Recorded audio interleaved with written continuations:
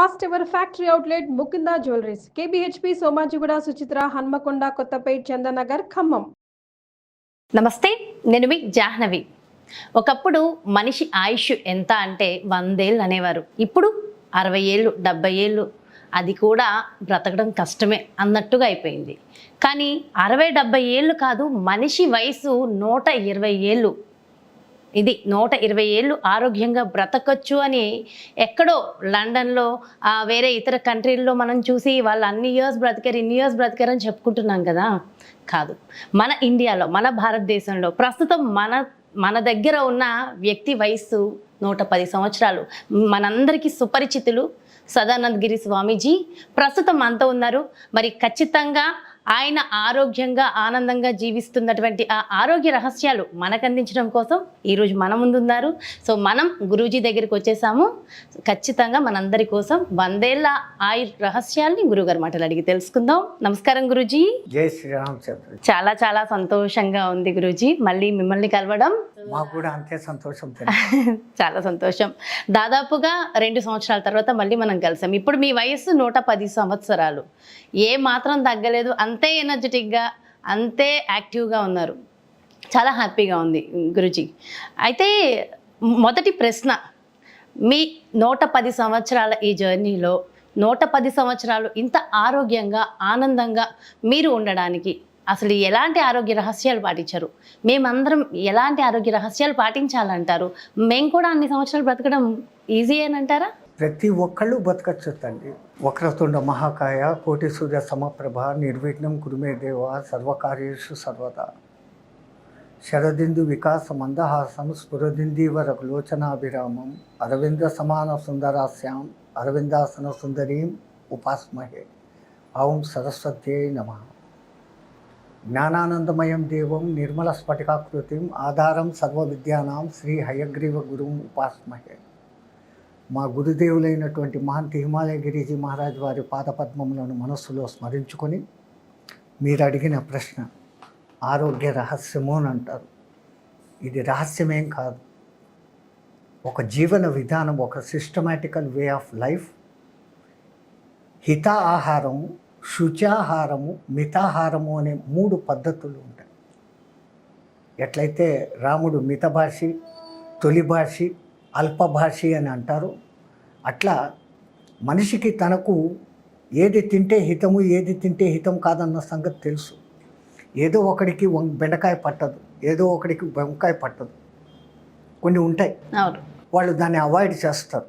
అది తింటే నాకు నవ్వు వస్తుంది, ఈ నవ్వు వస్తుంది అని ఒక్కసారి వాడి మనసులో దూరిపోయింది అంటే వంకాయ తింటే కూడా వానికి వెంటనే నవ్వు వచ్చి తీరుతుంది, నవ్వ లేకున్నా. ఎందుకంటే ఇట్ ఈస్ ఇంటర్నల్ ఫీలింగ్. వంకాయ తింటే నాకు నవ్వా అని అనుకున్నాడు, అది లోపల రికార్డ్ అయిపోతుంది. సో ఫస్ట్ ఆఫ్ ఆల్ మనము పరమాత్ముడు మనకి ప్రకృతిలో ఎన్ని కాయగూరలు ఇచ్చాడు, తినేందుకు ఇచ్చాడు. సో వాటిని తింటే మనకు ఏమీ జరగదు. ప్రతి దాంట్లో నుంచి కూడా ఒక మంచి గుణం ఉంది.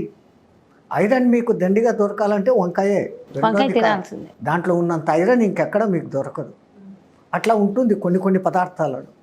సో దాన్ని తినచ్చు, దీన్ని తినకూడదని వీడ అనుకొని కొన్నిటిని అవాయిడ్ చేసేస్తున్నాడు, తినడం లేదు.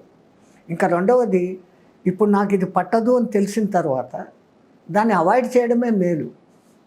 అది తర్వాత మళ్ళీ ప్రాబ్లమ్ని క్రియేట్ చేసుకునేకి కడుపులో గడబిడ వస్తుంది. ఎవడికో బెండకాయలు తింటే కడుపులో గడబిడ. తెలిసిన తర్వాత కూడా ఎక్కడో ఏదో ఫంక్షన్ జరుగుతుంటే వాడేదో ఆ బెండకాయ కూరను స్పెషల్గా వండి పెట్టాడు, కాస్త జీడిపప్పు అది ఇది వేసి. ఈ కండ్లు దాన్ని చూసి తినమంటుంది, నాలుక రుచి పట్టేసి తినమంటుంది, ఊరికే ఇటు దాకా లాగిచ్చేస్తాడు. ఆ తర్వాత బాధపడేది వీడే కదా, అంతే కదా. సో మనకు హితము కానీ ఇది ఏదో దాన్ని అవాయిడ్ చేయడం. శుచి, కోసేటప్పుడు కూడా భగవన్నామ స్మరణతో ఏది ఎంత ముక్కలు కొయ్యాలా, ఎంతవరకు ఉడకపెట్టాలా. విపరీతంగా ఉడకపెట్టేసి దాంట్లోని విటమిన్లు, కాల్షియమ్స్ అన్నీ కూడా కాలిపోయి చచ్చిపోయేటట్టు చేసి ఉడకపెట్టేసి ఆ తర్వాత ఆ నీళ్ళను కూడా వంచేసి మనం తినేది చెత్త తింటున్నాం కాబట్టి బలం లేదు. పాతకాలంలో వాళ్ళు దంపుడు బియ్యము వాళ్ళ ఇంట్లో వాళ్ళే వడ్లు దంచుకొని వడ్ల మీద పొట్టు పోతే చాలు దాంతో వండుకునేవాళ్ళు. ఎంతటి ఫైబర్ దాంట్లో ఉంటుందంటే అంత శక్తివంతం. ఒక్కసారి వాళ్ళు ఇంత అన్నం తిన్నారంటే 6-7 గంటల వరకు మళ్ళీ ఆకలి కానివంత పరిస్థితి ఆ ఉత్త అన్నంలో ఉండేది. ఇప్పుడు మనం polished rice, double polish, triple polish, ఎంత తెల్లగా ముత్యాలలాగా ఉండాలి. ఏముంది, అంతా చేసి ఇంత నీళ్లు పోసి గంజి వేసి ఆ గంజి కూడా వంచేసి ఇంకా మనం తింటూ ఉన్నది ఉత్త కార్బోహైడ్రేట్స్ తప్ప ఇంకేమీ లేదు. పోషక విలువలన్నీ బియ్యంలో నుంచి పోతాయి, ప్రతి వస్తువులో నుంచి కూడా. ముడి పదార్థాలు ఏది ఎట్లా తినాలో అవి అట్లా.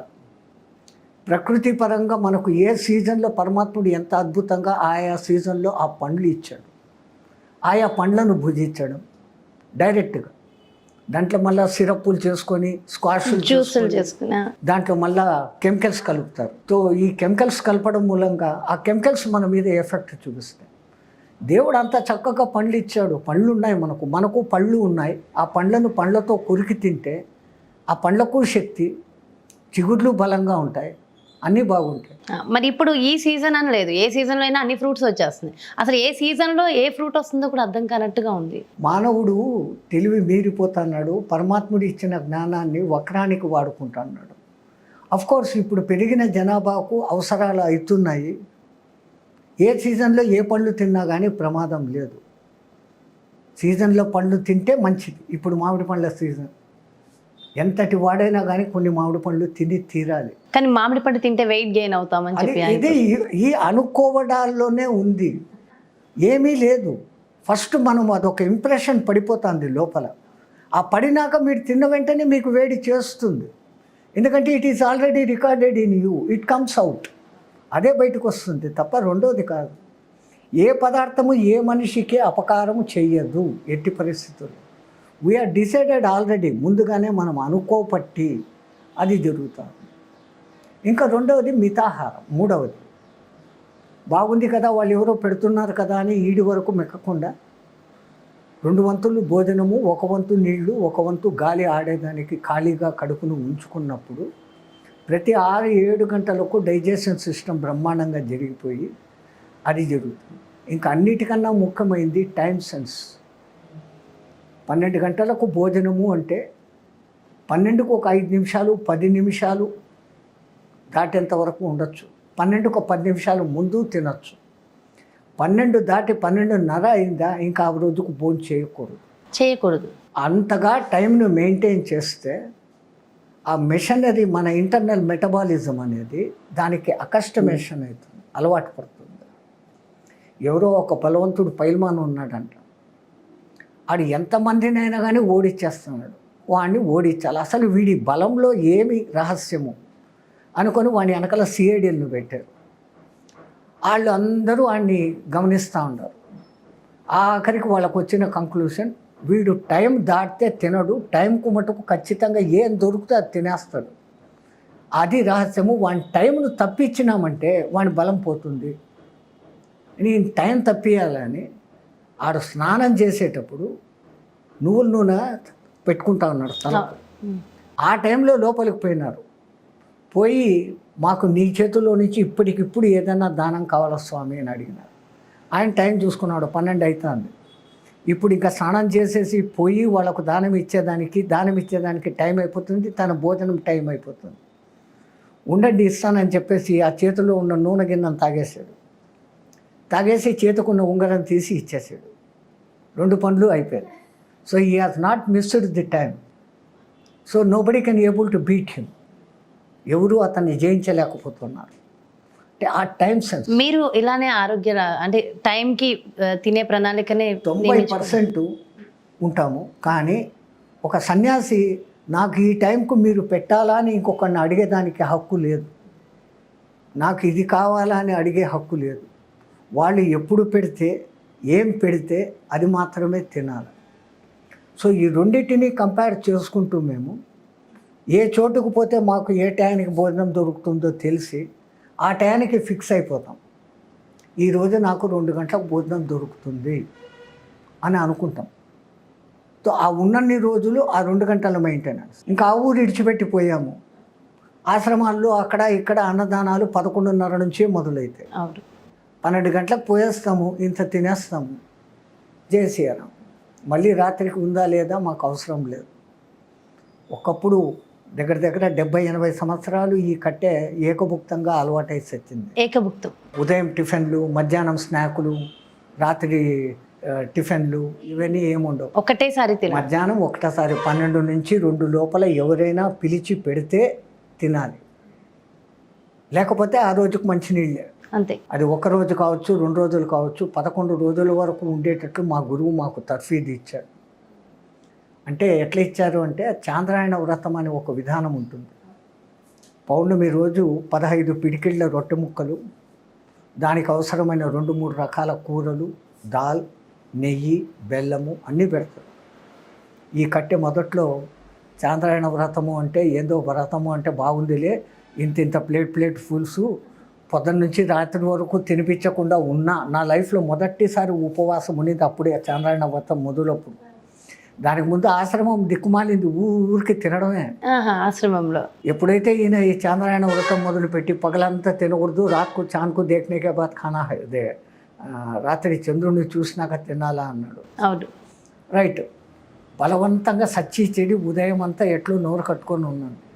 సాయంత్రం ఆ 15 పిడికిళ్ళ ఇంత పెద్ద కుప్ప రొట్టె ముక్కలు, అంతంత కప్పుల్లో పప్పు, దాలు, అన్ని సబ్జీ, నెయ్యి, బెల్లము పెట్టేసరికి ఈ వ్రతం ఏదో భలే బాగుంది, ఎన్నాళ్ళైనా కానీ ఈ వ్రతం చేస్తాము అనుకున్నాను. ఒక 7-8 రోజులు పోయినాక డౌట్, కుప్ప తగ్గుతుంది. మా పక్కన ఇంకో సాథీని అడిగాను, ఏమైనా ఇది మొదటి దినమేమో ఇంత పెద్దది ఉండింది, పెద్దగా తెల్లే, ఇప్పుడేంది కుప్ప సగమైంది అన్నాను. నీకు తెలీదా, పౌర్ణమి కళ ఎట్లెట్లా ఒకటి తగ్గుతుందో ఒక్కొక్క పిడికెడు తగ్గించేస్తారు. అమావాస్య ముందు దినం ఒక పిడికెడు, అమావాస్య రోజు ఏమి ఉండదు, మళ్ళీ ఆ తర్వాత ఒక్కొక్క పిడికెడు పెంచుకుంటూ పౌర్ణమికి తీసుకొని వస్తారు అని అన్నారు. 1 నెల భరాయించా, చేతకాలే. మా గురువుని అడిగా. అప్పుడు మీ వయసు ఎంత ఉంటుంది గురుజీ? 24, 27, 26, 25 ఆ ప్రాంతాల్లో ఉండదు. మంచి ఎనర్జెటిక్. అప్పుడు మా గురువుని అడిగేశాను, ఇట్లా కొంచెం కొంచెం సంపేపట్లు ఒకటేసారి సంపేయకూడదా, ఏంది తిండి ఇట్లా పెడతావు, పెట్టకుండా మానేస్తావు, ఎట్లా నేను తట్టుకునేది అంటే, అరే ఈ జానడు పొట్ట కోసమే మనిషి ఇన్ని చేస్తాడు, అబద్ధాలు ఆడతాడు, మోసాలు చేస్తాడు, ఆఖరికి హత్యలు కూడా చేస్తాడు. అంటే ఈ జానడు పొట్టను పోషించుకునేకి, వాని మీద డిపెండ్ అయిన పొట్టలు పోషించుకునేకి, నువ్వు దాని మీద కాబు పొందావు అంటే నువ్వు దేనికి లొంగాల్సిన పనిలే, ఎవరి దగ్గర లొంగాల్సిన పనిలే, ఎవరి దగ్గర చేయి చాపాల్సిన పనిలే. నిన్ను అట్లా తయారు చేయాలని మా గురువు మమ్మల్ని ఎట్లా చేశాడో నేను నిన్ను అట్లా చేస్తున్నాను, నిన్ను చంపడానికి కోసం కాదురా, అర్థం చేసుకో అన్నాడు. ఆ మహానుభావుడు మమ్మల్ని అట్లంతా చేసి ఈ స్థాయికి తీసుకుని రాబట్టి ఈరోజు ఈ కట్టె ఇట్లా ఉంది. అది ఈరోజు మీ నుంచి మేము అసలు మీరు 110 అంటేనే ఆశ్చర్యపోతూ ఉన్నారు. మా వైపు 150, 170 ఉన్నవాళ్ళు ఎంతోమంది ఇంకా ఇప్పటికీ 300-400 ఏళ్ళ యాక్టివ్గా అలానే ఉంటారా గురుజీ? అంత ఎనర్జెటిక్గా ఉంటారు. కానీ వాళ్ళ వయసు వాళ్ళకే గుర్తుండదు, ఎప్పుడు పుట్టామన్న సంగతి తెలియదు, వాళ్ళకి ఆ రికార్డింగ్ ఏమి ఉండదు, వాళ్ళు అలాగే ఉంటారు. అసలు గురూజీ ఎలా నడుస్తారంటే మనం ఎందుకు పనికిరాం, అంత యాక్టివ్గా అలా మీరు ఇలానే 200 సంవత్సరాలు ఆరోగ్యంగా బ్రతికి ఇంకా మాకు కాదు మా నెక్స్ట్ జనరేషన్కి కూడా ఇలానే మీరు మంచి మంచి రెమెడీస్ ఇవ్వాలి గురువు గారు. బ్రతుకు అనేది మన చేతిలో ఉండేది తల్లి కాదు, మనం పెట్టుకోవచ్చు కొంతవరకు, కానీ వాడు ఒకడు ఫిక్స్ చేసి ఉంటాడు, ఆ ఫిక్స్ను మనం ఏం కాదనలేము. కానీ అందుకే మేము అనేది, మా గురువులు అంటుంటారు, బతకాలనే ఆశ ఉండకూడదు, చచ్చిపోతామనే భయము ఉండకూడదు. అది ఈ 2 ఉన్నప్పుడు ఇంకా మనిషికి ఏ చింత లేదు. అవును, ఎందుకంటే ఇప్పుడు నెక్స్ట్ జనరేషన్కి కూడా ఇప్పుడే చాలా మిస్ అయిపోయాం, చాలా పోయినాయి. అసలు ఆయుష్ రేపు నిజంగా ఎలా పోతుందా, బ్రెయిన్ స్ట్రోక్లు, హార్ట్ స్ట్రోక్లు, అసలు మీతో మాట్లాడుతుంటే ఇంకా చాలా వస్తున్నాయి. ఎందుకు అంటే దిక్కుమాలిన టెన్షన్లన్నీ మనిషిని ఎత్తినేసుకుంటున్నాడు, తనకు అవసరమైనటివి తనవే సాల్వ్ చేయలేకపోతే వస్తుంటే ఆ పేపర్లు టీవీలు చూసి ఈ సినిమాలు చూసి దిక్కుమాలిన టెన్షన్లలో పడిపోతా ఉన్నాడు. So tension makes the trouble. మనస్సును ఎప్పుడూ ప్రశాంతంగా పెట్టుకోవాలా, మనస్సును ఏమీ రాయని తెల్ల పేపర్ లాగా పెట్టుకొని ఉండాలి. ఏదైనా దాని మీద రాస్తాము వెంటనే ఎరాస్ చేసేయాలి. ఒకళ్ళు ఇప్పుడు కలిసాం, మాట్లాడాం ఇంత ఆప్యాయంగా, ఈ క్షణమే ఇంతే, మీరు బయటికి వెళ్ళిపోయినారంటే మీరెవరో నేనెవరో, అయ్యో ఆ పాప మళ్ళీ ఎంత బాగా మాట్లాడింది, ఎంత చక్కగా చెప్పింది, అయ్యో ఎంత బాగా చెప్పింది, ఎన్నిసార్లు అనుకున్నా ఏముంది అక్కడ, ఇంకా ఆ సబ్జెక్ట్ ఇక్కడ ఉంది, ఇది అయిపోయింది, ఫినిష్. సో ఆ విధంగా ఉండగలిగితే, మనస్సును ప్రశాంతంగా ఉంచగలిగితే, అది హెల్త్ను ఇంటర్నల్ ఎప్పుడు బాగుంటుందో ఎక్స్టర్నల్ బాగుంటుంది. ఈ రెండు ఒకదాని మీద ఒకటి డిపెండ్. సైకిల్ 2 చక్రాలలాగా ఎక్స్టర్నల్ బాగుంటే ఇంటర్నల్ బాగుంటుంది, ఇంటర్నల్ బాగుంటే ఎక్స్టర్నల్ బాగుంటుంది. మా ఉద్దేశంలో ఇంటర్నల్ ముందు బాగా పెట్టుకుంటే ఎక్స్టర్నల్ ఆటోమేటిక్గా బాగుంటుంది. సో అప్పుడు ఎవరైనా 120 సంవత్సరాలు ఈజీగా హ్యాపీగా బ్రతికేయచ్చు మనిషికి అంటారు. పరమాత్ముడు ఇచ్చిన ఆయురార్థం 120. అందుకే షష్ఠి పూర్తి అని పాతకాలంలో చేసేవాళ్ళు. ఎప్పుడు షష్ఠి పూర్తి? 60 ఏళ్ళు వచ్చాక వానికి 60 ఏళ్ళు వస్తే షష్ఠి పూర్తి కాదు. పెండ్లి అయినప్పటి రోజు నుంచి 60 ఏళ్ళు పూర్తి అయితే, భార్యాభర్తలు ఇద్దరు బతికి ఉంటే అప్పటికి వాళ్ళకు 80 ఏళ్ళు. సహస్ర చంద్ర దర్శనం. 20 ఏళ్ళ వయసులో పెండ్లి అయింది అనుకోండి, 60 ఏళ్ళ వయసు, 60 ఏళ్ళ వరకు వాళ్ళు ఇద్దరు అన్యోన్య దాంపత్యంలో ఉంటే అప్పటికి 80 ఏళ్ళు. సహస్ర చంద్ర దర్శనం ఇద్దరూ చేసుకున్నట్లు. అప్పుడు భార్యకు 80 ఏళ్ళు దాటింటాయి. అదే 60 ఆటోమేటిక్గా దాటి ఉంటాయి. అప్పుడు చేసుకునేది నిజమైన షష్ఠి పూర్తి. అంతేగాని 60 ఏళ్ళు వచ్చాక చేసుకునేది 60 ఏళ్ళు వచ్చినప్పుడు సహజంగా చేసుకుంటారు. అది రెండవ షష్ఠి పూర్తికి వీళ్ళు ఉండరు. చాలా అద్భుతంగా వివరించారు గురుగారు. ఇంకా చాలా ప్రశ్నలు, చాలా ఆరోగ్య రహస్యాలు కావాలి. Thank you so much Guruji. నమస్తే. ఎస్, చూసారు కదండి, ఇంకా చాలా తెలుసుకోవాలని ఉంది. సో మరో డెఫినెట్గా మీకోసం ఆరోగ్య రహస్యాలు, మీ అందరికీ కావాల్సిన మంచి రెమెడీస్ గురువుగారు ఇవ్వడానికి సిద్ధంగా ఉన్నారు. సో చాలా డీటెయిల్గా 120 సంవత్సరాలు మనం కూడా బ్రతకాలంటే ఎలాంటి ఆరోగ్య రహస్యాలు పాటించాలి, ఎలాంటి ఆహార నియమాలు ఉండాలి, డీటెయిల్గా ఎక్స్ప్లెయిన్ చేశారు కదా. మరో ప్రత్యేకమైన కార్యక్రమంతో మళ్ళీ మీ ముందుకు వచ్చేస్తాను. నమస్తే.